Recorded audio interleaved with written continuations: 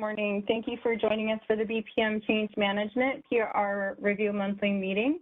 We appreciate your patience while we had all of our speakers join the call today. My name is Nicole Hines, representing ISO Customer Readiness, and I will be facilitating today's web conference. Today's call is being recorded. These recordings are for informational and convenience purposes only, and any related transcription should not be reprinted without the ISO's permission. As a reminder, these monthly calls are structured to stimulate an honest dialogue and engage in different perspectives. And while we welcome comments and questions, please remember to keep comments professional and respectful. We will be taking verbal questions throughout the call today. If you are not logged into the WebEx and dialed in on the phone only, please dial *3 to enter the question queue. If you connected audio through the WebEx platform, please open the participants panel and use the raise hand icon located in the lower right corner of the panel and enter the question queue that way. Please introduce yourself before asking your questions. And if you need technical assistance during the call today, please send a chat message to our producer. The purpose of today's meeting is to discuss proposed revision requests that are on the initial and recommendation stage of the process. And we have a total of 5 PRRs. 3 of them are in the initial stage, 1 is in a recommendation stage, and 1 PRR is in a hold status that we talked about during last month. And currently all PRRs were submitted by the ISO. The purpose of the BPMs are to set forth business practices that implement the ISO tariff. Every year we conduct a policy roadmap to consider and rank initiatives. Policy changes submitted through the PRR process will be referred to in the policy initiative roadmap, and each subject area in a BPM is based on enabling language in the ISO tariff. The PRR process cannot be used to introduce changes that are not supported by existing tariff authority. The first BPM we're going to talk about today is reliability requirements. PRR 1630 is in the recommendation stage, and I will hand that over to Melanie. Nicole, this PRR was to align the BPM with the tariff regarding generating units deliverability status. There were no comments in the recommendation phase, and the next step is to post final decision. Are there any questions for this PRR?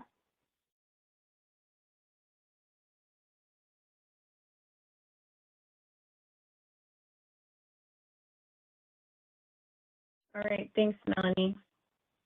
The next BPM is Market Operations, PRR 1631, which is on hold, and I will be handing this over to Michael. Thanks, Nicole. It's Michael Martin in Operations.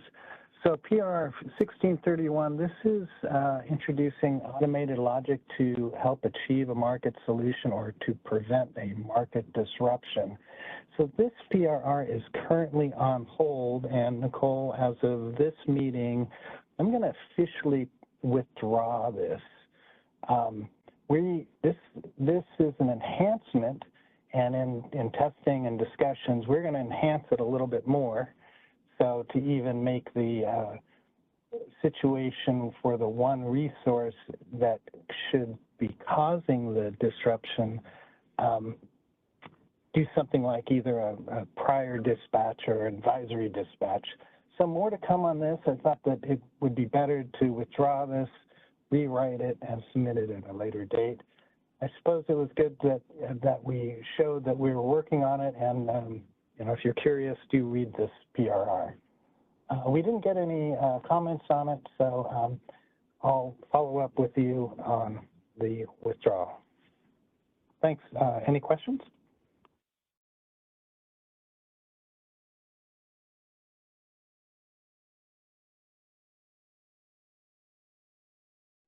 Thanks, Michael.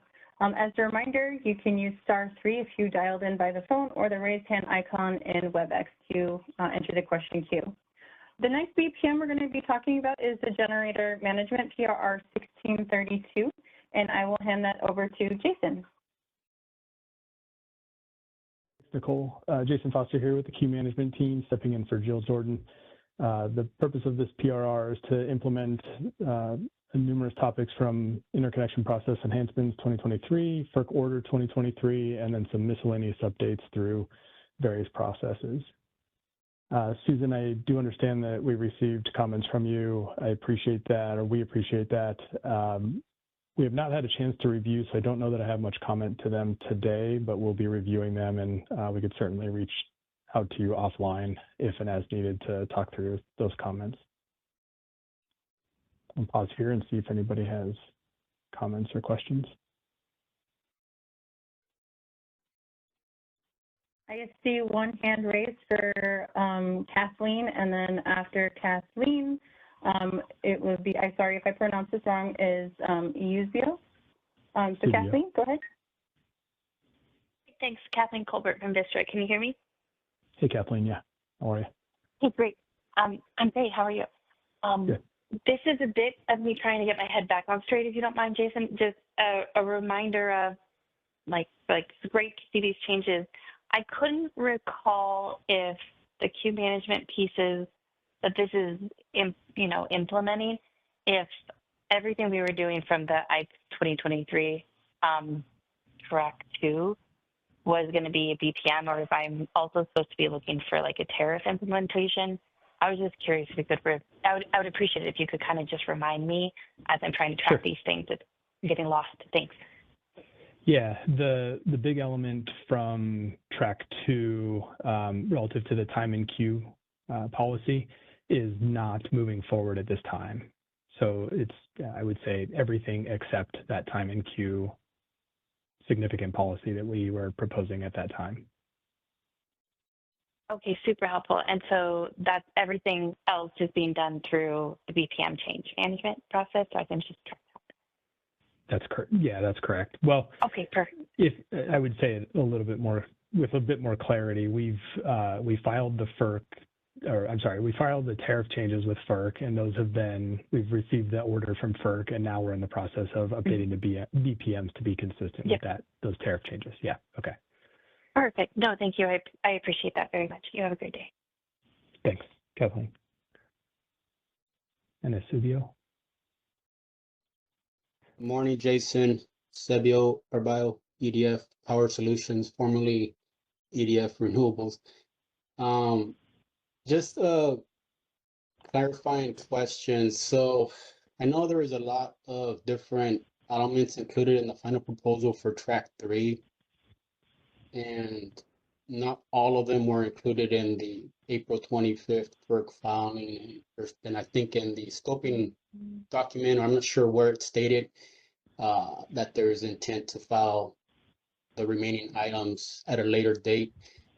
And I haven't spent much time reviewing the BPM. I did, but double checking other documents and so on, all that level of detail, I didn't put as much time as I wanted to. So just for clarification, are any items from the final proposal included in the BPM but need to be filed at FERC, or possibly vice versa? Can you just, for my better understanding? Yeah, Silvio, fair questions. This is going to cross over a little bit into the interconnection resources and GetApp and the RIS tariffs and BPMs as well. So, I'll say Bob Emmert and Don or Michael can jump in here too. The only policy that I'm aware of that was not filed with FERC was the transmission plan deliverability changes that take effect in 2027. Otherwise, all other elements were included in the tariff changes and are being presented here in the BPM changes to be consistent with those tariff changes. So to be more specific, the TPD changes that would be filed later will come back and update our BPMs respective to those changes at that time.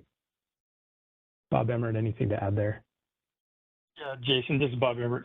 Just a little bit more information on that. We decided to hold off on making that post or filing for those that portion of the track 3 changes approved by the board related to the TPD allocation changes that don't take effect until 2027.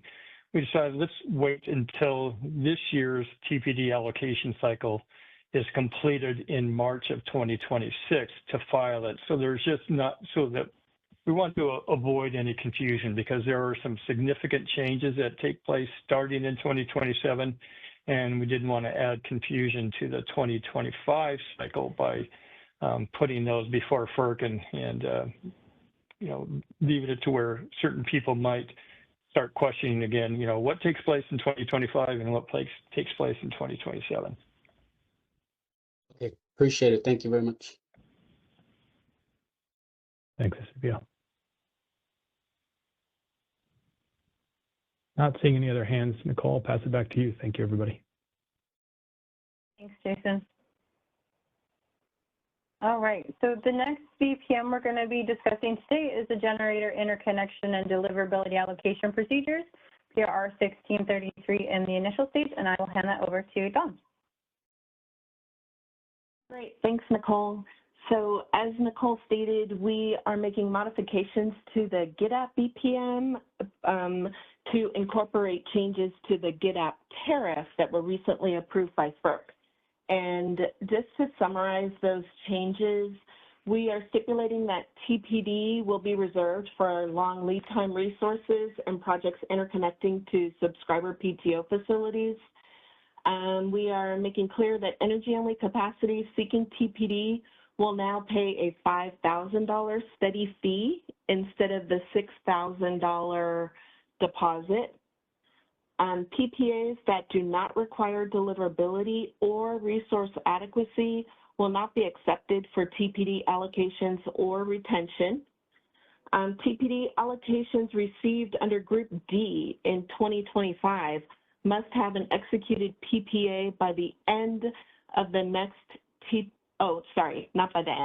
by the beginning of the next TPD retention cycle. So you would submit that with your affidavit. And then we also have additional information in this BPM related to the intra-cluster reliability network upgrade prioritization effort. And all of these things were as a result of IPE Track 3. We did get comments from PG&E, and there were 2 comments from PG&E. The response to comment number 1, and we will get these posted in the PRR on the ISO website within the next couple of days. But just to reiterate it here, in the business practice manuals, the ISO can clarify policy established in the CAISO tariff. In the instance that Alan Meck from PG&E brought up, the CAISO quoted the language directly from the CAISO tariff verbatim. The substitution requested would expand the policy beyond what is considered a clarification. And Alan was requesting that an and be changed to an or. And that expansion is inconsistent with the tariff. So we are not able to make that change in the BPM. In response to comment number 2, the FERC Order 2023 and IPE 2023 policy are captured in the CAISO Tariff Appendix KK, Resource Interconnection Standards. So that's a new tariff. That new tariff applies to Cluster 15 and all subsequent clusters, and the ISO intends to submit the business practice manual for the Resource Interconnection Standards in late 2025. The next step for us would be to, 1, post our comments to Alan in the PRR, and then we would post the recommendation. Are there any questions about any of this? As a reminder, if you are dialed in on the phone, please hit *3, or if you dialed in through WebEx, please use the raise hand icon in the lower right corner.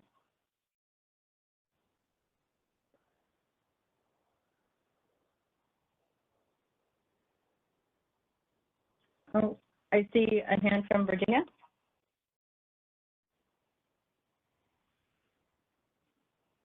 Hi, did I unmute okay?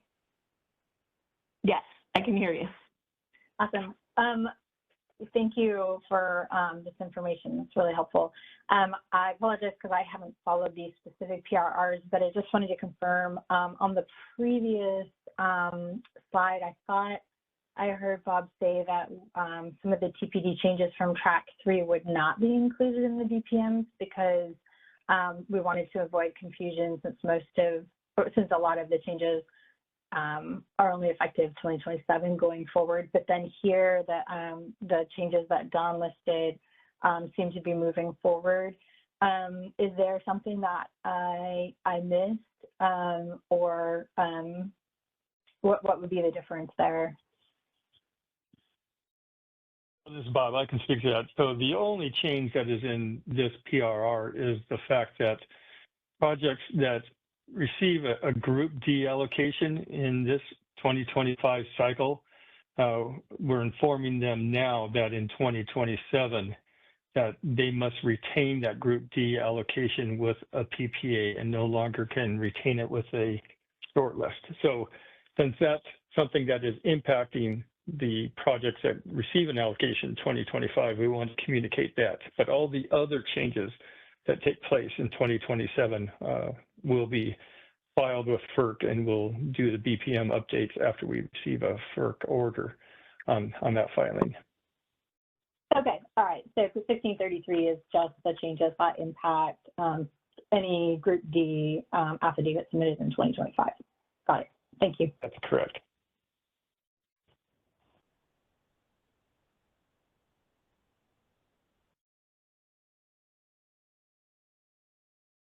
All right, not seeing any other hands. Thanks, Don. All right, the next BPM is for outage management, PRR 1634 in the initial stage, and I will hand it over to Lei Ching. Hi, thank you, Nicole. This is Lei Ching. So for this PRR 1634, we provided some clarification on the generation outage nature work. The main reason for this revision is we are trying to help scheduling coordinators to pick the correct nature work in the outage submission. So the curtailment due to the plant equipment or plant configuration elements should be reported in the plant trouble category. With this change, we posted language, and the language has been effective since June 30th, 2025.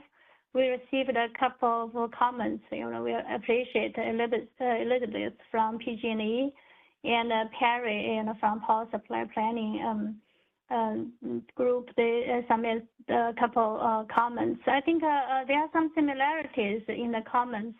Both mentioned the TIGO, the transmission-induced limitation, if there's any impact on that nature work. So I would like to provide some clarification here.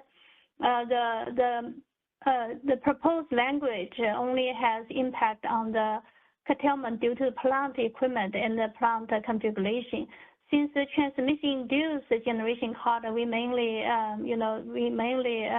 apply that to transmission outages related generation theory. So there's really no impact on that nature work. The transmission-induced generation card continue the current practice. However, some of the derate due to plant equipment and plant configuration element should be reported to the plant trouble nature work. And also both comments also mentioned, ask us to provide a detailed scenario example. I think we'd like to briefly talk about applicability. And although we all understand the plant trouble category mainly is due to the dispatchable capacity limitation due to the imminent equipment failure. However, in some instances, for the plant, sometimes the control setup or the protective equipment, the designed to help protect the generator may limit the output of the generator. So for that kind of limitation, if it causes a derate of the generator, the schedule coordinator should use the plant trouble category. Right now, we are still doing the internal review for the response for the comments, and I will work with Nicole. We will post the response once the internal review is done. Any other question? Thank you. Thank you. I do see a hand from Kathleen, and then after Kathleen, Perry. Great. Thanks. Thank you, Lei Ching. Appreciate it. Kathleen Colbert from Vistra. Yeah, I had a couple clarifying questions, and it's all right if you want to punt on them, but just for my own understanding, when I was looking through the PRR and trying to think through what practice might be occurring that we're trying to clarify, the one that came to my mind was, well, first clarifying question was really issues that you're seeing around thermals. So I wanted to clarify that, and I think your scenario helped with that. And then the second question was, I just wanted clarification, if you can, on what we're trying to clarify is if folks are using ambient not due to temp for some of these instances, making sure that it's clear that it needs to be the plant trouble. I would appreciate if you could clarify this, because it's helpful to know what practice is happening that we're trying to clarify, or if it's just a hypothetical concern. Does that question make sense, Yiqing? Yes, I think let me first address the second question. The ambient not due to temp, that's a separate nature work in the outage BPM. So I assume, previously we went down some changes. So let's continue the current practice. Whatever applies to the ambient not due to temp, continue use that nature work. The proposed change in the plant trouble category doesn't have any relationship for the current practice of the temp ambient derated not due to temp. So does this make sense for you? I think it's similar to the transmission induced. No impact at all. Just continue the current way how you guys pick the nature work for those two categories. Yes, that helps. So what I think I hear you saying is that it's not a concern that the wrong card is being used. It's a concern that a curtailment is occurring and the outage is not being reported, is what you've seen? I think when we propose the language, we did notice some, the wrong nature work. That's why we are making some clarification. For that kind of situation, really the plant trouble category should be picked. I can give you an example, like I mentioned, sometimes protective equipment could limit the output of the generator. Then in that kind of, and the main reason for the protective equipment may be trying to prevent some major failure, right, for the generation. So for that kind of situation, the nature work should be plant trouble. And I'm pretty sure, that kind of situation it isn't related to transmission induced or the ambient temp. So that's like, I agree I agree with your scenario. I think it's a really good one. I'm just trying to understand that the current practice, and if there's a wrong card for implementing it on a compliance side, it's helpful if you could say, we see certain outages being reported in this nature work card type, but it's not the right one. Plant trouble is the right one. If you could share where you're seeing them reported, or if it's not being reported, that's just a different issue. So like I'm pretty confident we're in compliance, but I want to be able to take it back to my team and say, we need to check, which issue is it? It's like, that's most helpful, I think, from an FC side, just to understand what is currently happening that we need to go double, triple check is not happening. I see your concern now. So basically, if you, for that kind of situation, if we notice wrong nature work was used, we normally reach out to schedule coordinator, ask them to correct it.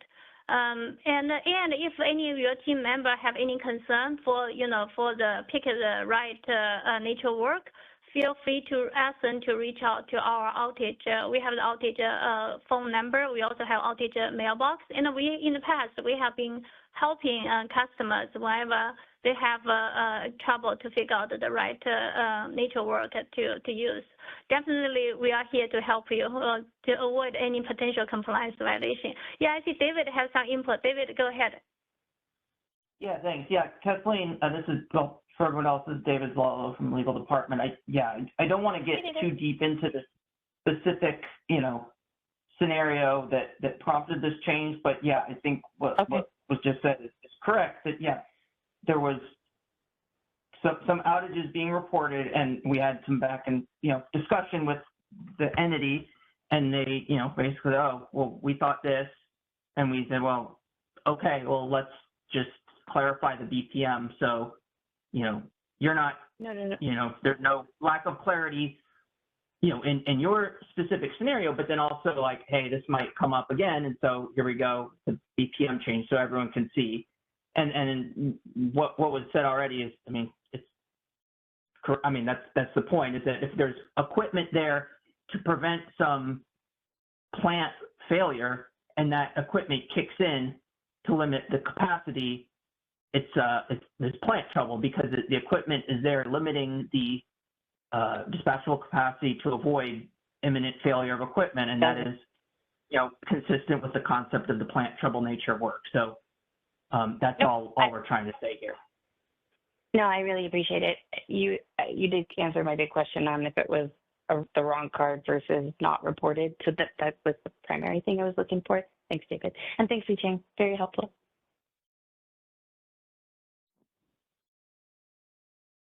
Thank you. Perry, your hand is raised. Hey, sound check. We can hear you. Can you hear me? Okay. Hey, this is Perry Servideo from the California Energy Storage Alliance, CESA. We did file comments on this PRR, so I don't need to, re-outline everything that's in the comments, but I thought I'd first just like to explain our perspective and where we're coming from with our comments on this PRR. We've been working with the CAISO policy group for over a year now on issues related to the plant trouble field and how to accurately show outage data as it relates to energy storage resources. And right now, even there's an active stakeholder process discussing the appropriate use of the plant trouble nature of work as it applies. So after going through those channels for the better part of a year and then getting really active in the stakeholder process this year, we do feel like seeing this PRR pop out of nowhere really feels like we've got the rug pulled out from under us as we're going through that policy process.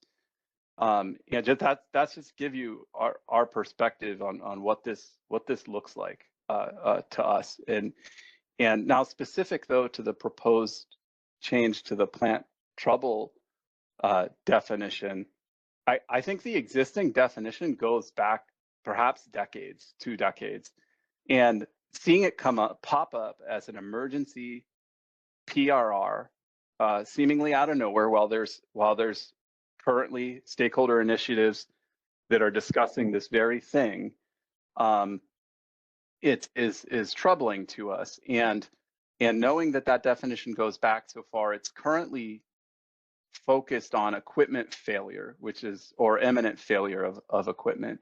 And that's plant equipment and systems that aren't performing as designed or within their design criteria.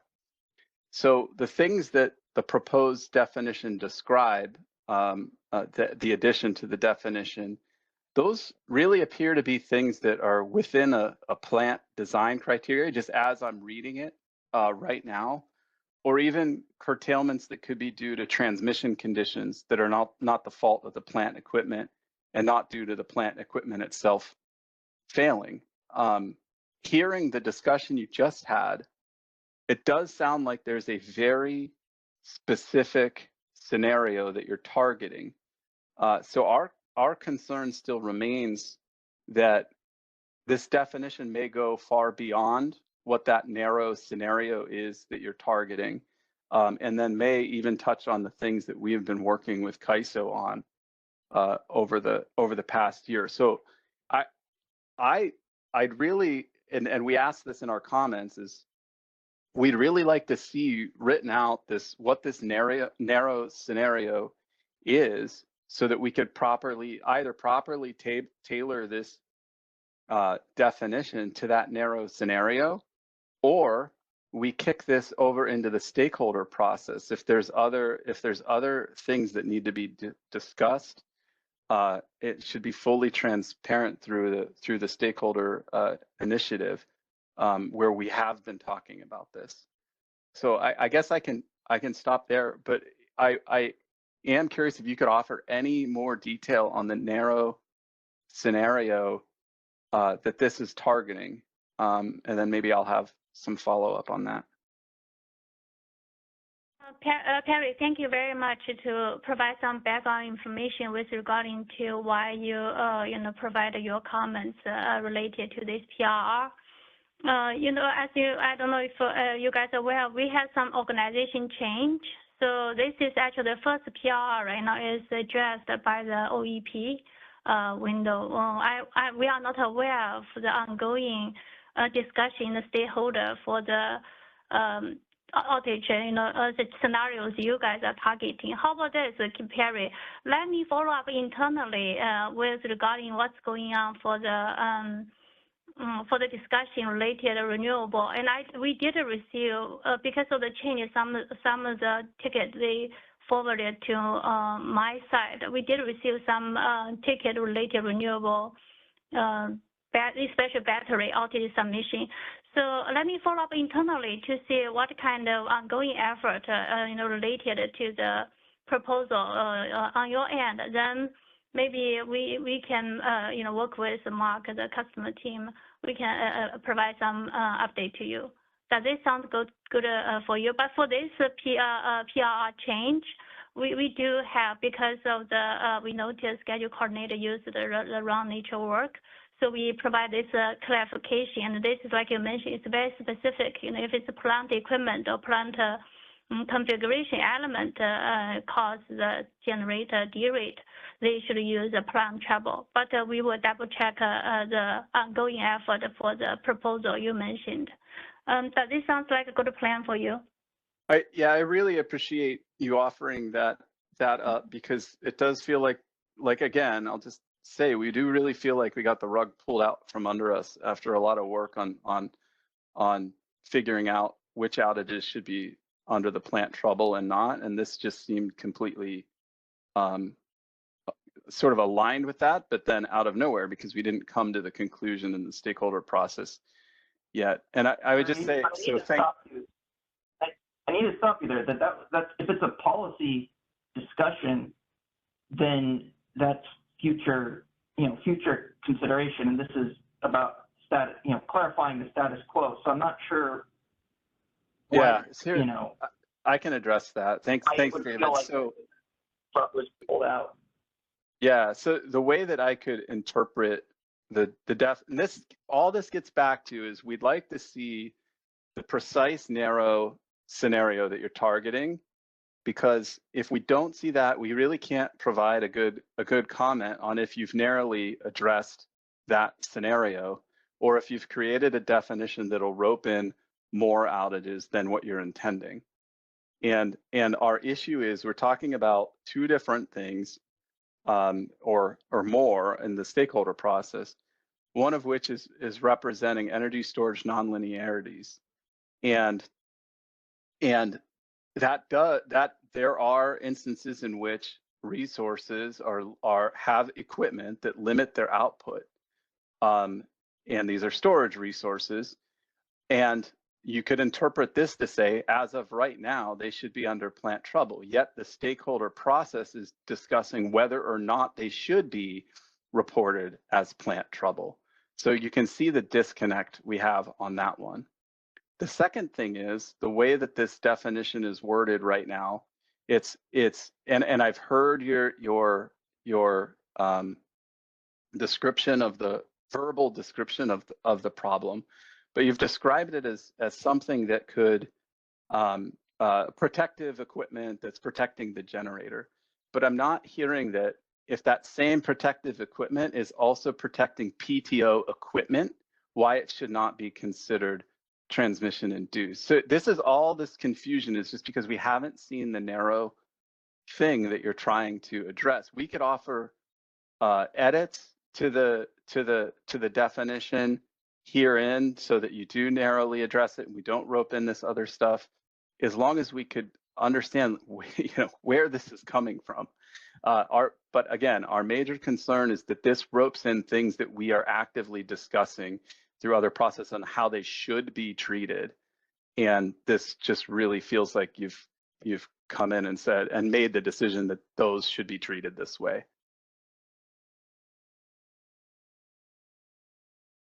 And and seeing it again, just to see it pop up in a PRR is it doesn't seem very transparent to us. Whereas through the stakeholder process, it's transparent. Stakeholders can weigh in on it, and we're discussing all of the potential policy impacts of that decision. So I did, Li Cheng, I did really appreciate you offering up to coordinate with the policy folks, and I really hope that this change can perhaps be moved over into the policy space rather than through a BPM PRR change process. Okay, sounds good. But Perry, I do appreciate that you also mentioned a couple of examples. I think one clarification I can make is if the protective equipment has impact on transmission side and which cause generation derate, that portion I believe it should still fall into the basic transmission limitation and impose the generation limitation. But if it's like you mentioned energy storage nonlinearity, I need a follow-up because I'm not clear about the current proposal in the policy side. And hopefully, we can coordinate internally and we can address, provide some update to you in the near future. Let me give one, if it helps. Let me just give maybe one. I have 5 or 6, but let me just give one other example. Is there are RAS schemes that operate for overvoltage conditions, and as you know, an overvoltage condition could hurt my equipment, but it also could hurt PTO equipment. So that's where I'm now looking at this definition, and I'm sort of in limbo. Is this transmission induced, or is it not, or is it plant trouble?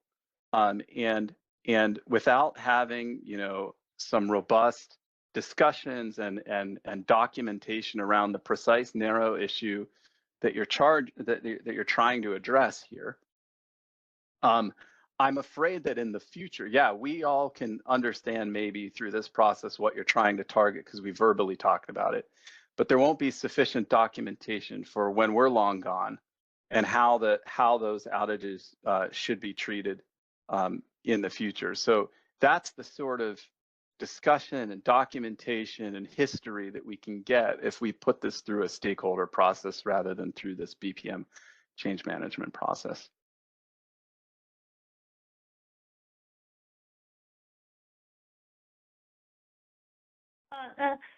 Thank you for the proposal, Perry. Normally it's a personal change always happen, but I think we have a pretty good transition plan, and we also have lots of brilliant minds. We work together, can provide some clarification anytime if customer, like I mentioned, have any concern for the nature work. Feel free to ask them to reach out to us. But right now, really, we cannot promise anything because, as I mentioned, I'm not familiar with whatever discussed so far in the policy side. But we would like to focus on this PRR. But we do believe there's emergency need to provide that clarification because we already see some of the examples. The schedule coordinator they make. Pick the wrong nature work. And with this clarification language, I think it will help them to really prevent that happen in the future. And if you guys, if your entity have any question related to this PRR, let us know. And also we do have the outage mailbox and the outage phone number, for you to contact if you have any question with regarding to pick the correct nature work. But really, Perry, for the ongoing discussion policy side, I'm not familiar, and I can follow up to see what we can do, but really I don't have a good answer for you for now. But thank you for the participation. Thanks for offering up, and I heard you tell Vistra that also, that at any time an individual scheduling coordinator can get an interpretation from you. My concern with that, though, is that we don't have a transparent definition, if it requires individual scheduling coordinators to follow up, you may get different usage from different scheduling coordinators across the market. So the benefit of an open, transparent process and discussing precisely what the issue is and what the definition is that you can get similar treatment and similar usage across all market participants rather than just the few that called you up.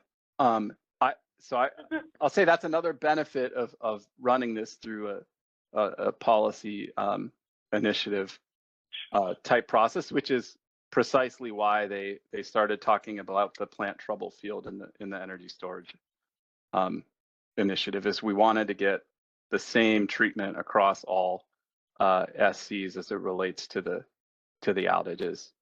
Could I just ask? I know we've run a little bit long, but I just need to ask one more question related to this, and it really has to do with the precise scenario. I've mentioned, RAS over voltage or protection systems that would protect PTO equipment as well, and I haven't really heard anything in the scenario that you verbally described that indicates that the system would not also protect PTO owned equipment. Can you clarify if the situation you're talking about is in place to protect PTO equipment, or would it protect PTO equipment as well? Perry, the point here is if it's equipment at the generator site that limits the capacity of the resource, that would be covered by this nature of work. So if it's you're the plant owner, you have equipment that limits your capacity, that would be the plant trouble nature of work. Well, let me give you an example on that one then. If I have an MSG generator that's operating in its first configuration, there's a technical limit on its Pmax of that first configuration. But if CAISO were to put it in the second configuration, it could offer more capacity. I don't see those as outages under plant trouble today. That is because the plant itself is operating within its design criteria. And if there are systems in place that are to have the plant or set of plants operate within their design criteria, I don't see plant trouble. I see a plant that is operating as designed. So first, Perry, we haven't, at least from our side, we are managing the day-to-day outage. We haven't met the situation MSG in a different stage. We assume this is managed by the market side. There's a constraint in the market to manage that, right? Right. So there was a decision at some point that should be a constraint in the market rather than a plant trouble. And I'm pretty sure it wasn't done through a BPM this decision was made years ago, and right now we don't have any. We don't see any need to change that one. It's continued. It has been there for years. I think the MSG configuration. That was a public, transparent policy process where we discussed the issue of that constraint and we put it into the market design. And this is different. This is CAISO's decided that a certain scenario that they're not being very transparent about belongs in plant trouble. And you can see why we're confused by this. It sounds like you can see. So maybe the root of this argument is just because no one has described precisely what the problem is we're trying to address here. But the problem is different, Perry. One thing is, we have to be aware of the complexity of the operation side. I know it's ideal we can list plant trouble. The rule one, this is scenario one, should be plant trouble. Scenario two, plant trouble. We make it general because, Perry, we have such a big customer and different entities, they have different situations. Sometimes some situation may never happen to others. And it's really, but by the way, don't feel like every day we address nature worker problem. No, we barely receive any question from the schedule coordinator to pick the correct nature work, which means overall everybody is clear about what they are supposed to do. But occasionally, like for this scenario, we noticed some misunderstanding from their end. So we reached out and we provide some clarification, and we'll see how it goes. If really, we receive some feedback, some confusion, we won't directly judge. You guys have compliance violation. Normally, we work on that to see, hey, what we can do to make it, better for the customer practice. So being said is we have to be aware of the complexity of the operation for so many market participant equipments.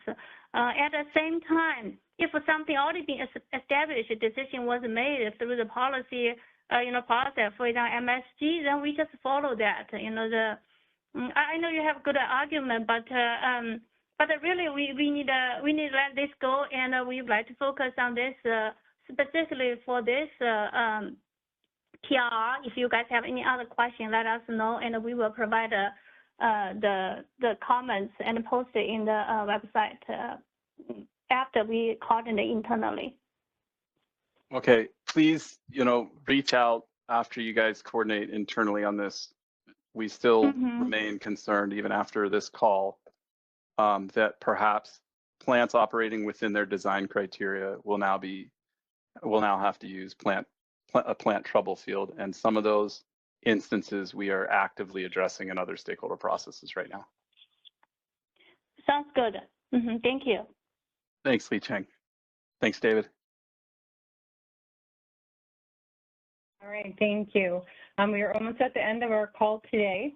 I just wanted to give an opportunity for any last questions or comments. As a reminder, you can hit *3 on your phone if you're dialed into your phone, or raise hand in the WebEx. I see one additional hand from Kathleen, and we have about 5 more minutes for questions. Awesome. No, understood. Kathleen from Vistra. And I know you're moving on, I think, to kind of process after this. Is that correct? So this might dovetail really well into that, Nicole. So that the last conversation just kind of hit me made me realize I don't actually know the right way or how CAISO wants us to bring some of these clarifications to the subject matter experts. I could reach, for example, we put together as stakeholders this whole outage management white paper that we sent to CAISO leadership and policy team that describes the outages that affect storage, what natures of work they should be clarified within, and what outage management improvements are needed. All of that is not a tariff change, not a policy change, purely there's a gap in some of our BPMs for these newer technologies. There's less detail, let's add some detail, right? I was told to take that to the policy roadmap. I submitted all that on behalf of Vistra into the policy roadmap process. I was then told to present on that in the storage effort. I've done that 2 or 3 times. I've broken out every outage type that could affect storage, which card we think it's in. I'm now really feeling like I took it to the wrong place. And I was hoping you could talk us through the process. It seems like I should have taken, these are not policy changes. These are just pure plant examples. I didn't have a clarification that I needed for my company because I think we're doing it correctly. My concern was lack of consistency across the fleet, given just a lot of new scheduling coordinators, to be perfectly frank. So I've been trying to make sure the detail is in the BPM. Can you help me understand a little bit better how maybe I should have gone through this process, and if I were to do that, what those steps are? Okay, hi Kathleen, how about this? You guys continue the current process. Like I mentioned, this BPM just transitioned to our end. I did receive one feedback from our internal SME, and she told me we should add something in the energy-related stuff in the BPM. But right now, there's really barely any language address the battery. But like I mentioned, we went through some changes. I will follow up internally to see what we can do from our end. But for now, let's continue your current process. And Mark, you feel free to step in. Yeah, no, Kathleen, that's helpful. Just looking for process understanding. Sorry, Mark. I just wanted to clarify, not substance. Thank you. No, I think your question is very pointed and makes sense. I think with storage and all the current associated policies going on around storage, I think is why it was, you know, your requests around OMS treatment and the appropriate nature of work and ensuring those nature of works appropriately define what you guys are looking to do in the different type of scenarios. I think, you know, that's why those are being discussed in SDM to ensure, because of the RA interplay and all that other fun stuff that goes on with that. You know, BPM change requests or clarifications can always be requested through the BPM process. It is possible that those then, based on review with those subject matter experts that own that BPM, they may respond back saying this is best addressed in the policy realm, or nope, that makes sense, and we're going to go ahead and address it here. You know, when you first came to us several years back on those changes now, I think that's kind of why we ended up where we did based on those requests. Hope that helps. Thanks, Mark. I also want to point out to Kathleen's question, if you have additional questions, and this goes for everybody, if you have additional questions, comments, concerns, or if you're looking for some maybe additional clarifications for our BPMs, please email us at bpm_cm@kaiso.com. My team will work on routing questions to our internal SMEs, and then, as Mark said, we will evaluate as needed. So we are almost out of time. I just want to say that our next BPM meeting will be on August 26, 2025 at 11 a.m. Please email us if you need some additional clarity on anything. We have 1 minute left for any additional comments or questions.